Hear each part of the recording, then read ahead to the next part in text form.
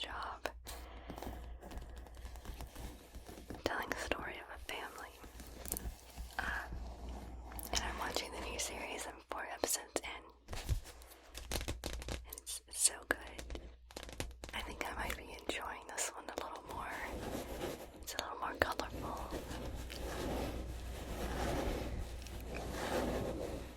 But let's get to the book. So the book is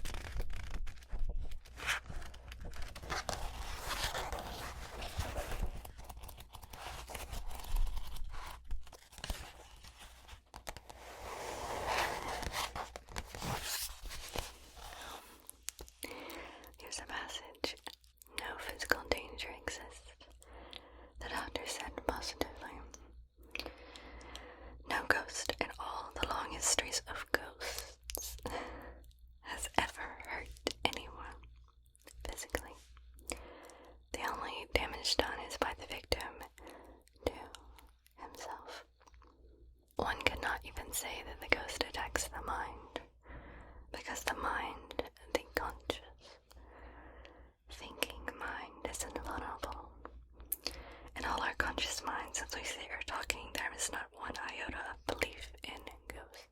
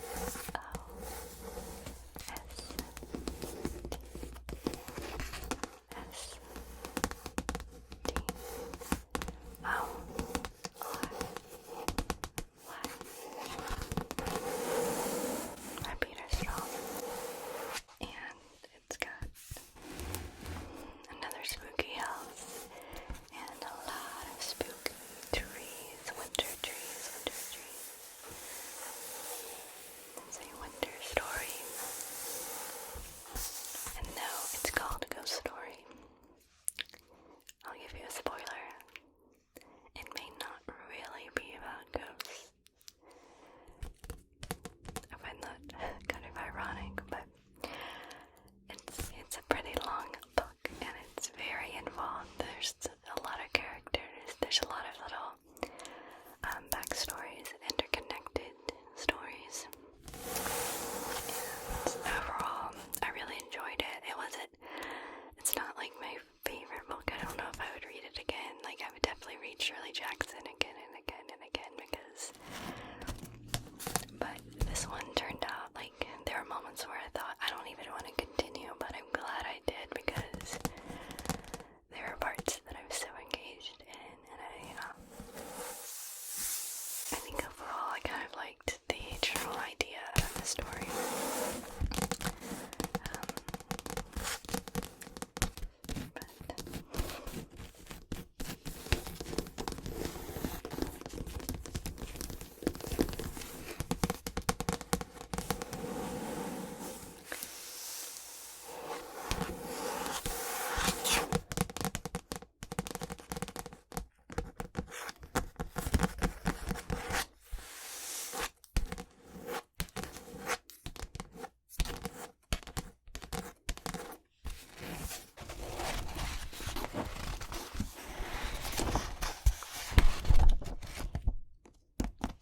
It's 518 pages long.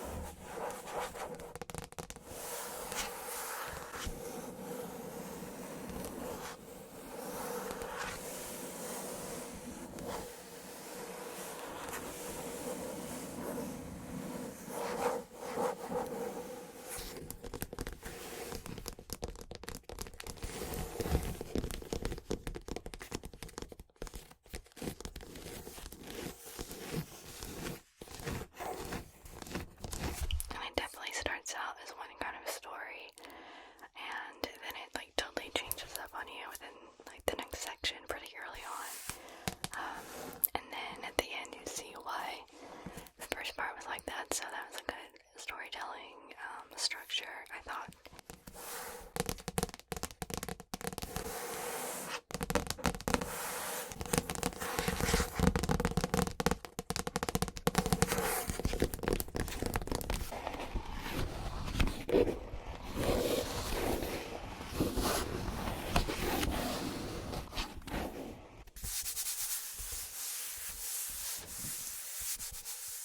Some of the portrayals of women, I was like, kind of over it. It wasn't very, it was very flat. Especially this one female character who was like kind of older, and like her thing is that she was so beautiful, and it was like, that was the only thing about her worth saying. And so this book was called The Seance.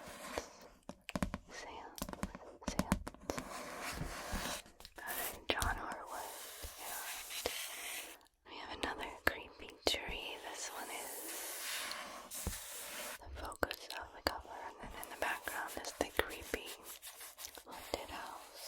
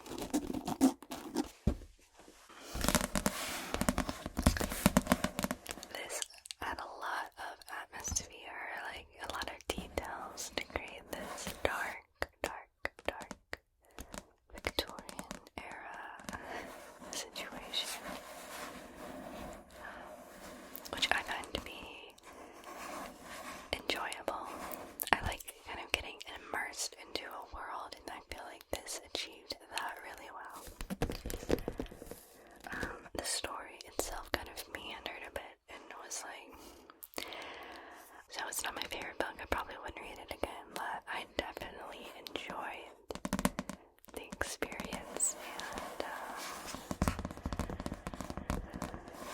you know, it's a bit of a mystery, and things get tied together in the end. Some twists and turns, and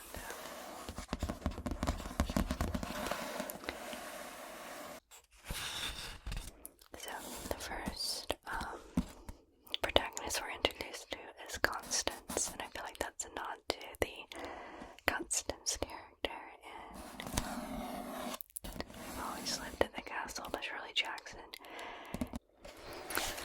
And in this book, a very big character is named Mr. Montague, and in The Haunting of Hill House by Shirley Jackson, the doctor is Dr. Montague, so I feel like that's not a coincidence. There's a number of other things that don't feel like a coincidence, but and I haven't even read Henry James and Nathaniel Hawthorne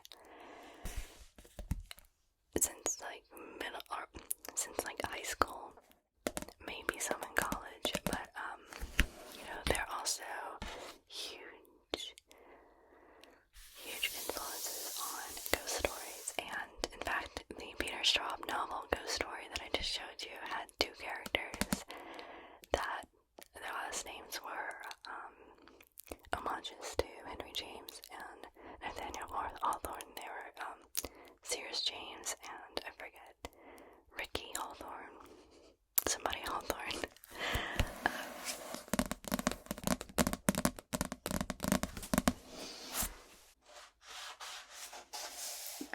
I just opened up a page to try to find Hawthorne's first name, and I see a Constance immediately, so that name Constance is constantly in ghost literature.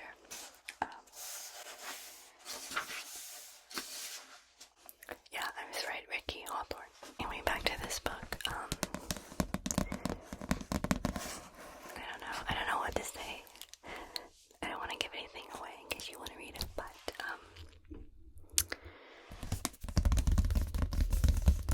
definitely some spooky things happen. There's at least one seance that happens, and then later on there's like supposed to be a seance, but some other things happen, and then there's a moment in the very end where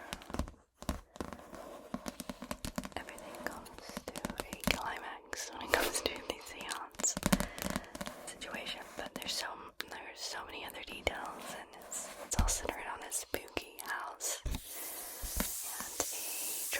several troubled families, but they're actually the same family. You find out. And then there's a final twist at the end. Like, you think that you figure things out, kind of, I guess, towards the middle part. But then there's another twist, which I liked how they handled the ending twist, and again, like, the subtext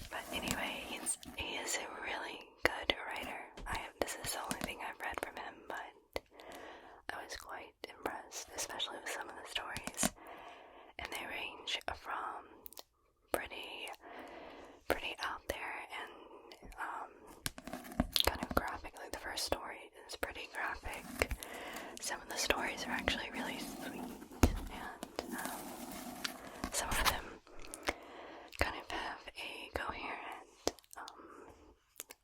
plot arc, and some of them kind of just leave you hanging. Kind of an artsy,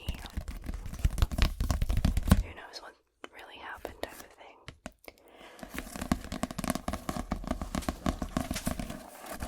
But in general, I enjoyed all of them.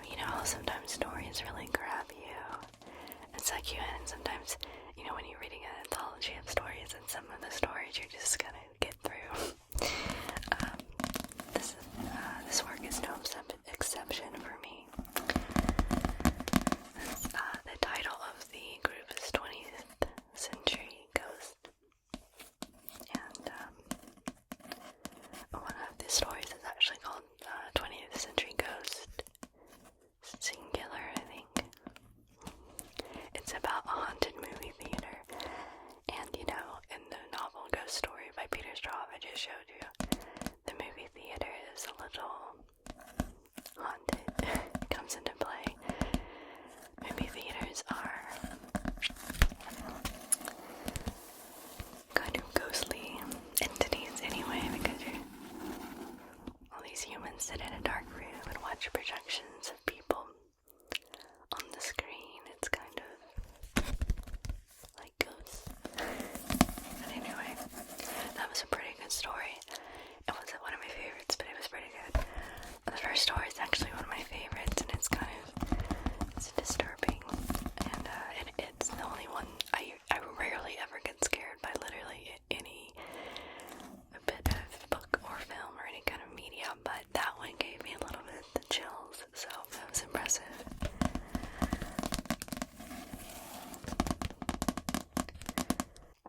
One of the stories is an homage to Franz Kafka's The Metamorphosis, about the guy who wakes up and realizes he's turned into a cockroach. So it's kind of a play on that, very obviously, but with a different ending and results in a different situation. This one's kind of linked to in the US, in Nevada, they did a lot of nuclear testing.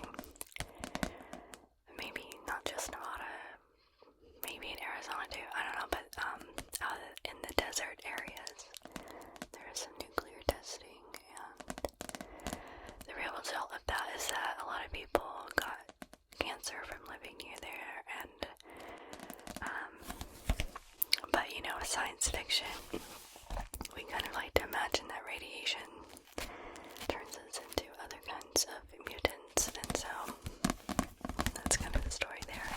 There's a really sweet story about an autistic boy and his father, his relationship with his troubled but very, very kind and understanding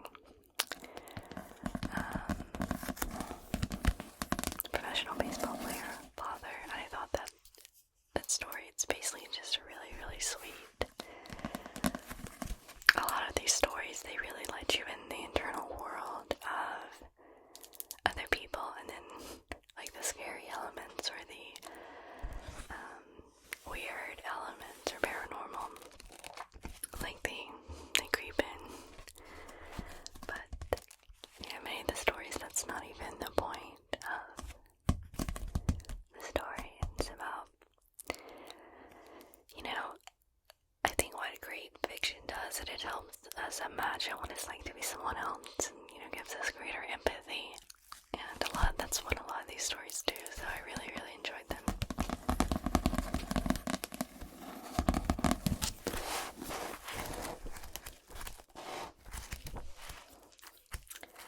The Black Phone, that was also pretty creepy. It's one of the scarier ones.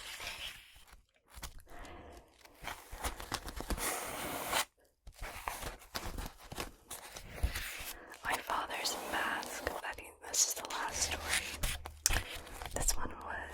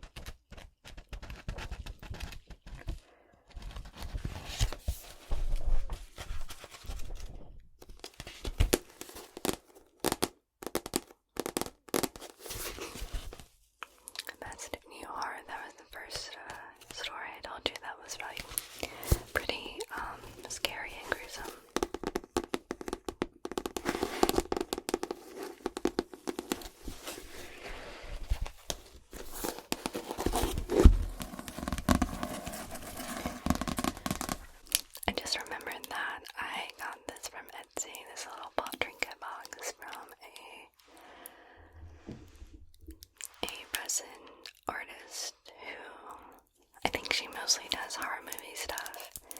But she did a box on my favorite horror movie. I'll link her down below. I think she's in England. But my favorite horror movie at the moment, still, even, I don't know, I don't remember when I watched it, maybe earlier this year, but I love it.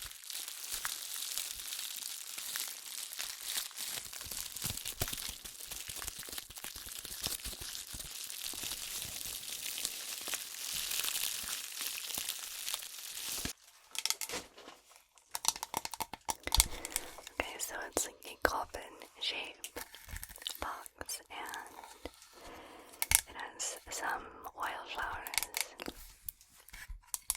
in the top and all around it.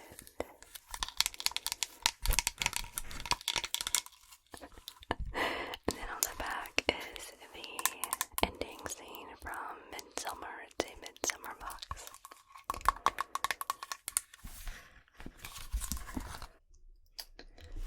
Actually, I had that kind of wrong.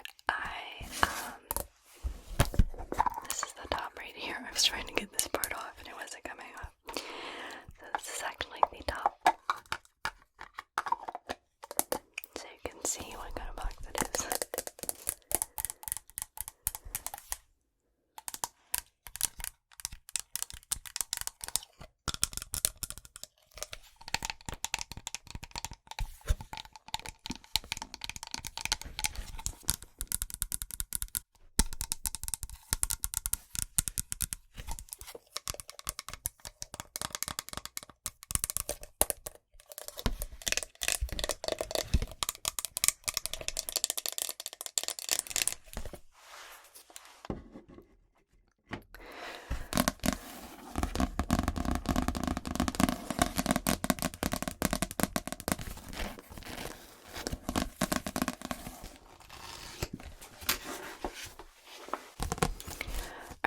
So the next one is also a group of short stories. The Clive Barker Books of Blood, Volume 1 to 3. It starts off with a story. It talks about explains the literal book of blood, and it has all these stories inside. It's kind of meta. Anyway, and again, some of them really enjoyable for me, others not so much. But what I am struck with, and makes me want to read Clive Barker further, is how extreme, his language really, really vividly paints a picture for you. Lots of people are good writers, and it takes a good imagination to really immerse yourself in any book. But it's almost like he's really sucking you into his cinematic world, and that's a pretty special talent.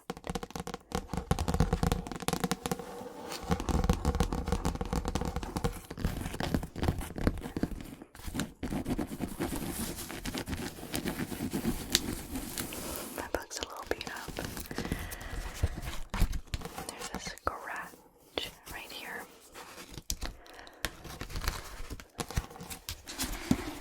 Right there. And it's torn. It's torn right there.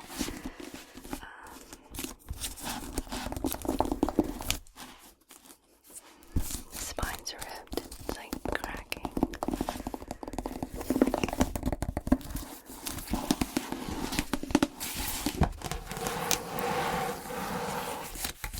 Got dog-eared pages in the back. And the back cover's also just right with the dents and imperfections. And I think I got this new, so this is all me.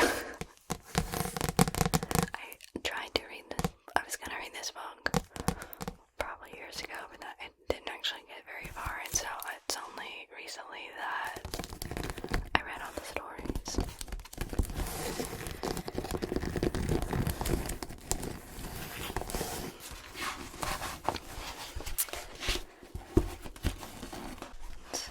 Oh, The Midnight Meat Train. This was made into a movie starring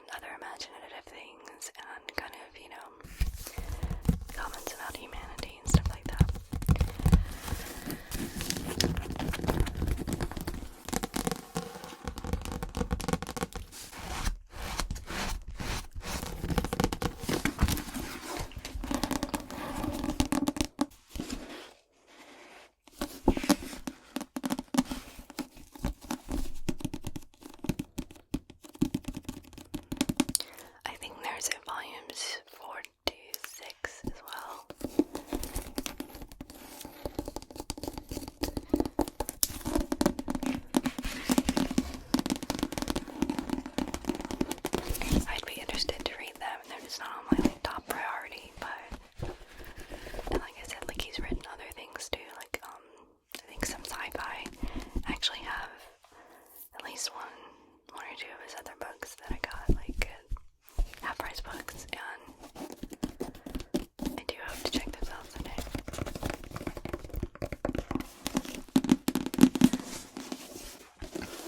Okay, the final thing I have is a pretty quick read. Scary Stories to Tell in the Dark Treasury. Let's see, by Alan Swartz and illustrated by Stephen Gamble. And honestly, the illustrations are what make this book. But the stories are interesting too. They're collected from like folk tales and just stories that people tell each other about ghosts and other scary things. They're very simple, easy to read, like for a child to read, but there's no real depth to most of them, and so I found myself kind of bored, but kind of like reading like a lot of fairy tales and